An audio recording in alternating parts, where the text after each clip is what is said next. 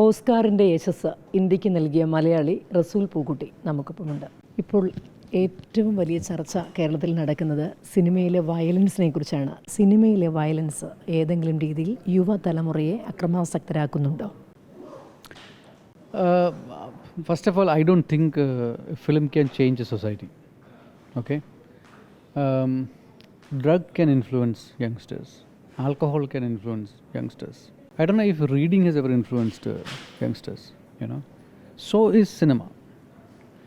പിന്നെ സിനിമയുടെ വയലൻസിന് എങ്ങനെ അത് ഇൻഫ്ലുവൻസ് ആവുന്നു എന്നുള്ളതിന് കാരണം നമ്മളൊരു പ്രതിപുരുഷനെ കാണുന്നു എന്നുള്ളതുകൊണ്ടാണ്.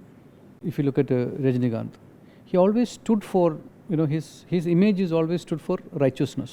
സിനിമയിലെ നായകന്മാർ പ്രതിപുരുഷന്മാരായി അവരുടെ മനസ്സിലേക്ക് വരുമ്പോൾ അത് സ്വാധീനം ഉണ്ടാക്കാനുള്ള സാധ്യതയുണ്ടെന്ന് ഇപ്പോൾ പറഞ്ഞല്ലോ. അപ്പോൾ ഈ പല പുതിയ മലയാള സിനിമകളിലും ഹീറോസ് തന്നെയാണ് വലിയ വയലൻസ് ഒക്കെ നടത്തുന്നത്. അപ്പോൾ അത് സ്വാധീനിക്കില്ലേ?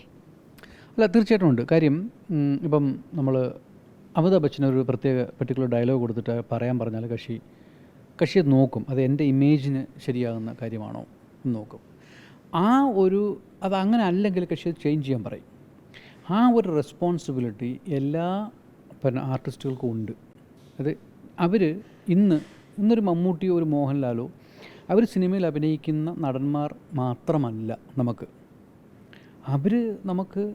ഒരു സെൻസ് ഓഫ് റൈറ്റ്വസ്നെസ്സിൻ്റെ പ്രതിരൂപം കൂടിയാണ്. അപ്പോൾ ഇത് ഞാൻ പറയുന്നത് ശരിയാണോ, അല്ല ഞാനൊരു സിനിമയിൽ ഈ ഡയലോഗ് പറയണമോ, അല്ലെങ്കിൽ ഞാനൊരു ഈ സിനിമയിൽ ഇത്രയും വയലൻസ് കാണിക്കണമോ എന്നുള്ളത് ഒരു സിനിമയുടെ വിജയത്തിനപ്പുറം നിന്നുകൊണ്ട് അവർ വിചിന്തനം ചെയ്യേണ്ട ഒരു കാര്യമാണ്. സിനിമ ലൊക്കേഷനിലെ ലഹരി ഉപയോഗത്തെക്കുറിച്ച് വലിയ ചർച്ചകൾ ഇപ്പോൾ നടക്കുകയാണ്. ഇതിനെതിരെ നിർമ്മാതാക്കൾ തന്നെ രംഗത്ത് വന്നിട്ടുമുണ്ട്. എങ്ങനെ കാണുന്നു ഇതിനെ?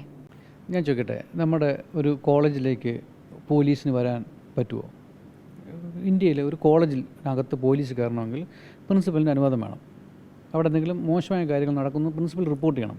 നമ്മുടെ വീട്ടിനകത്ത് പോലീസ് വരണമെങ്കിൽ വീട്ടിനകത്ത് എന്തെങ്കിലും അനധികൃതമായ കാര്യങ്ങൾ നടക്കണം. അപ്പോൾ ഒരു സിനിമ സെറ്റിൽ ഇത് പാടില്ല എന്നും ഇത് ചെയ്യാൻ പറ്റത്തില്ല എന്നും ഒരു നിർമ്മാതാവിന് പറയാൻ പറ്റത്തില്ല. അങ്ങനെയുള്ള ആൾ എന്തിനാണ് സിനിമ ഉണ്ടാക്കാൻ പോകുന്നു? If you cannot keep discipline in your set, you should not make films. അതുപോലെ തന്നെ ഇപ്പോൾ സിനിമ സമരത്തിലേക്ക് സിനിമ ഇൻഡസ്ട്രി നീങ്ങുകയാണ്. ജൂൺ മുതൽ സമരം പ്രഖ്യാപിച്ചിരിക്കുന്നു വിവിധ സിനിമാ സംഘടനകൾ. അപ്പോൾ പ്രധാനപ്പെട്ടൊരു ആരോപണമായി പറയുന്നത് സിനിമാ താരങ്ങളും ചില ടെക്നീഷ്യൻസും സംവിധായകരടക്കമുള്ളവർ വലിയ തുക പ്രതിഫലം മേടിക്കുന്നു. അത് നിർമ്മാതാക്കൾക്കും അല്ലെങ്കിൽ സിനിമ ഇൻഡസ്ട്രിക്കും താങ്ങാൻ സാധിക്കുന്നില്ല എന്നാണ്.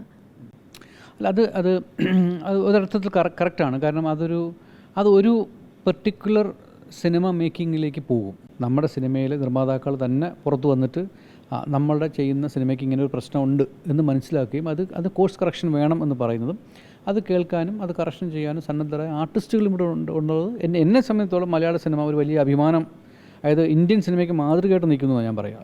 ഏതായാലും മലയാളത്തെ ലോക സിനിമയിൽ അടയാളപ്പെടുത്താൻ ഇനിയും ഒരുപാട് കഴിയട്ടെ എന്ന് ആശംസിക്കുന്നു. നന്ദി, നമസ്കാരം.